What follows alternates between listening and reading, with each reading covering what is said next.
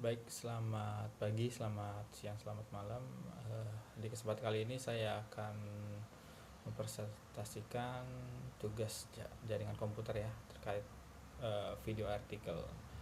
Di sini saya membuat judul artikelnya yaitu Data Security Reform Strategi in SaaS Adoption Across Indonesian Cloud Computing Environment. Jadi saya bagaimana perkuat sistem keamanan ya di cloud computing ini menggunakan SaaS, terutama di Indonesia ya. Jadi di tugas artikel ini saya membagi beberapa tahap ya dalam presentasikannya, itu jadi 4 tahap. Yang pertama itu latar belakang cloud computing di sini. Cloud computing, kemudian ada strategi teknis penguatannya, keamanan data pada SaaS ya, SaaS, tantangan implementasi SaaS di Indonesia, kemudian itu kesimpulan.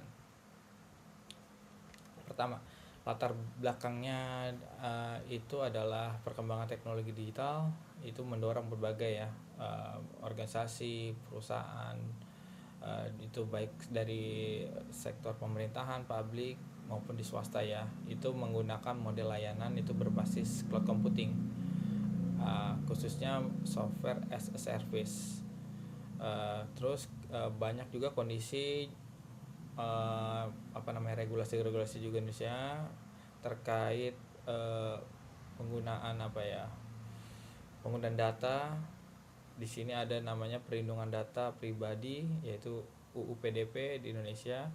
Jadi mengharuskan setiap entitas yang mengelola data pribadi untuk mematuhi prinsip-prinsip perlindungan data secara ketat.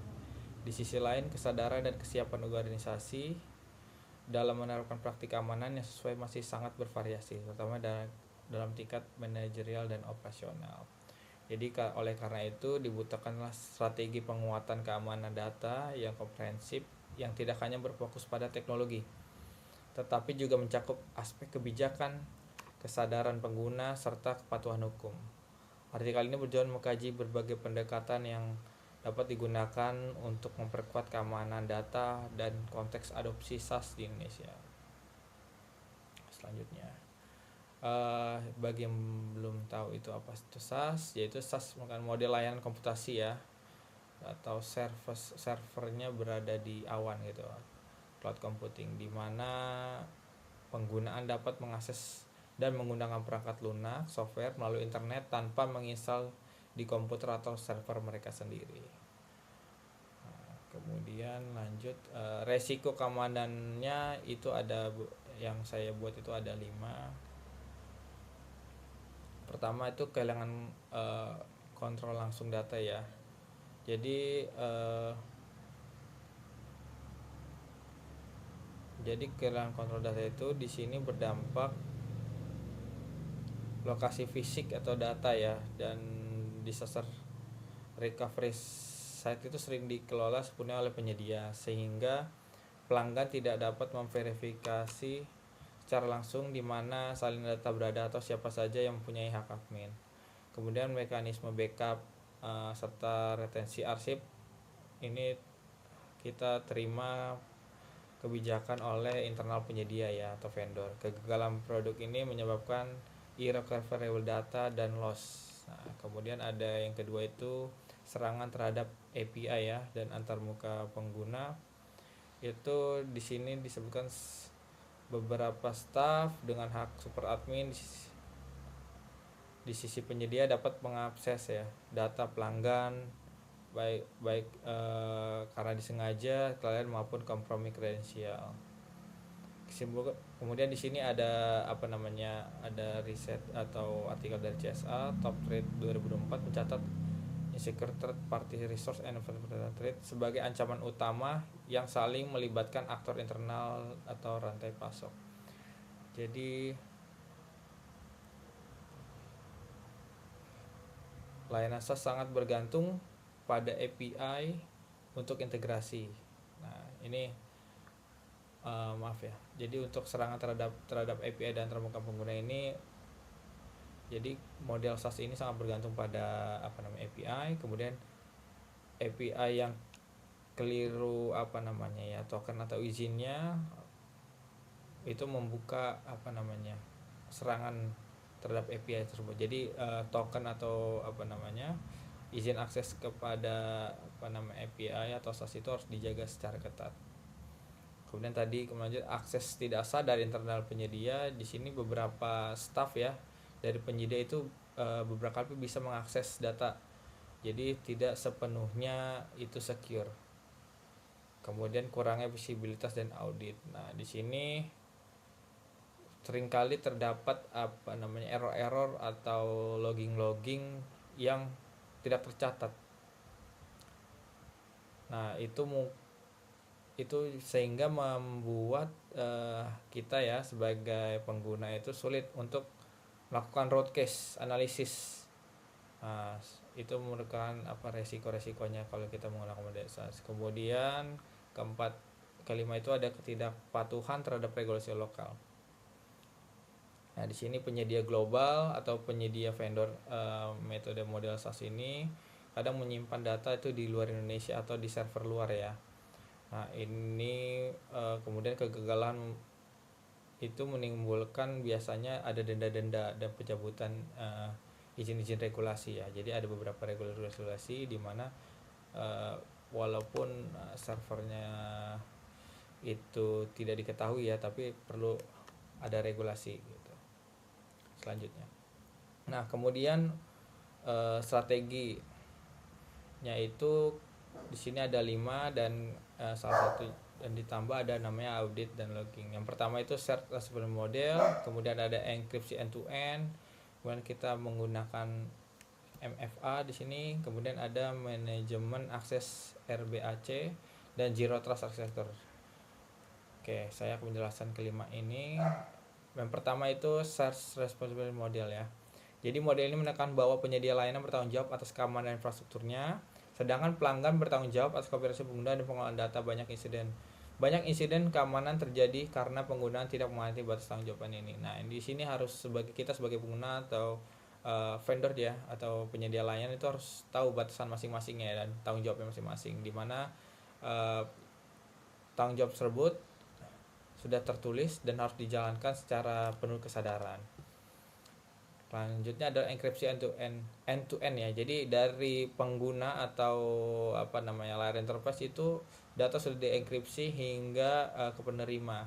Jadi data perlu dienkripsi saat dikirim dan saat disimpan atau saat diterima. Beberapa organisasi mulai menggunakan enkripsi sisi klien dan memastikan data tidak bisa dibaca oleh penyedia layanan, sehingga penyedia layanan tersebut tidak bisa membaca data yang terkirim.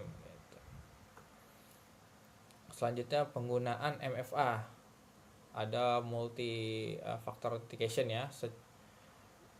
Ini merupakan metode yang menurunkan resiko pembunuhan akun. Jadi setelah ada namanya password, nah itu kita menggunakan MFA, di mana ini merupakan meningkatkan ya keamanan, dan ini menjadi standar keamanan minimal pada layanan yang berbasis model SaaS. Kemudian ada manajemen akses dan RBC. Di sini prinsipnya list privilege ya, di sini kita buatkan role dan akses ya, authority dari setiap usernya untuk mengakses, sehingga kita tahu aktivitas yang dilakukan pengguna, sehingga tidak ada namanya ketidaktahuan pengguna data dan kesalahpahaman. Kemudian Zero Trust Architecture juga harus diterapkan ya. Pendekatan ini maksudkan bahwa semua permintaan harus diverifikasi. Jadi semua kita anggap itu adalah data yang tidak aman, sehingga kita harus sadar bahwa data itu harus kita amankan dari segala sisi. Nah, ini mencakup segmentasi jaringan, validasi berkelanjutan, enkripsi lalu lintas gitu. Nah, di sini ada beberapa tantangan ya. Jadi tantangan implementasi Indonesia saya tidak menjelaskan, tetapi ada beberapa yang saya buat di sini. Tantangannya implementasi SaaS-nya itu adalah kesenjangan infrastruktur, karena beberapa di daerah itu banyak sekali koneksi internet yang tidak stabil ya. Kemudian di sini ada literasi keamanan. literasi keamanan di sini itu karena tidak semua menerapkan standar keamanan ya. Jadi beberapa organisasi juga belum menerapkan hal itu. Kemudian sini kepatuhan regulasi belum merata. Uh, uh, ini masih terkait regulasi ya. Jadi mungkin beberapa perusahaan asing gitu atau Indonesia yang bergerak atau melakukan layanan Indonesia itu masih belum uh, patuh terhadap regulasinya. Nah, di sini kemudian kurangnya transparansi penyedia layanan asing. Nah, di sini terkait logging ya. Jadi kita tidak tahu bahwa sebenarnya penyedia juga bisa mengakses logging kita secara tanpa kita ketahui. Nah, di sini ada kelemahan-kelemahannya. Jadi kesimpulan dari penguatan keamanan ya, untuk metode SaaS ini strategi penguatan keamanan data SaaS Indonesia harus mencakup aspek teknis, kebijakan, dan penguatan kapasitas pengguna. Jadi dari segala aspek kita harus bersinergi ya untuk meningkatkan keamanan sistem SaaS-nya ini. Nah, keamanan bukan hanya tanggung jawab penyedia layanan, tetapi juga pengguna dan regulator. Jadi ya jelas ya, jadi ada penyedia, pengguna, dan regulator atau pemerintah atau apapun itu yang meregulasi, menstandarisasi aspek-aspek keamanan gitu. Diperlukannya sinergi lintas sektor dan menciptakan ekosistem SaaS yang aman, patuh, dan adaptif terhadap dinamika ancaman digital. Oke, baik. Jadi sekian dari presentasi terkait tugas arsitektur jaringan komputer terkait tugas artikel. Kurang lebihnya mohon maaf. Saya akhiri. Terima kasih.